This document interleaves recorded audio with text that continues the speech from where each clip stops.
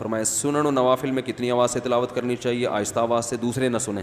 نماز میں ہاتھ تکبیر تحمیل کہاں تک اٹھانے چاہیے؟ نماز میں ہاتھ انگوٹھا کانوں کی لو تک، کیونکہ 3 قسم کی حدیثیں ہیں۔ ایک حدیث میں آتا ہے کہ آپ صلی اللہ علیہ وسلم نے کانوں کے اوپر تک ہاتھ اٹھائے ہیں، ایک حدیث میں آتا ہے کہ آپ صلی اللہ علیہ وسلم نے شحمت اذنیہ کانوں کی لو تک ہاتھ اٹھائے ہیں، ایک میں آتا ہے حذو منکبیہ کندھوں تک ہاتھ اٹھائے ہیں۔ تو امام حنیفہ کا جو فقہ کوئی غور سے پڑھے نا تو اس کو پتہ چلے گا کہ امام حنیفہ جب بھی کوئی رائے قائم کرتے ہیں نا ہر قسم کی احادیث کو سامنے رکھتے ہیں۔ تو ان کی رائے یہ ہے کہ جس حدیث میں آتا ہے، یعنی اس کے توجیہ یہ علماء نے کی ہے کہ جس حدیث میں آتا ہے کہ کانوں کے اوپر تک، تو وہ ان صحابی نے ہاتھوں کی انگلیاں دیکھ کے کہا ہے کہ کانوں کی، اور جس صحابی نے کہا کہ کانوں کی لو تک تو انہوں نے انگوٹھے کے لحاظ سے کہا ہے، اور جس صحابی نے کہا کہ کندھوں تک انہوں نے ہتھیلی کو دیکھ کر۔ تو یہ تعبیر کا فرق ہے، تو اس لیے ہمارے نظر میں بہتر کیا ہے؟ یہاں تک ہاتھ اٹھائے جائیں۔ باقی دوسری بھی رائے ہیں علماء کی، تو کوئی اس میں پھڈے بازی والی بات نہیں ہے۔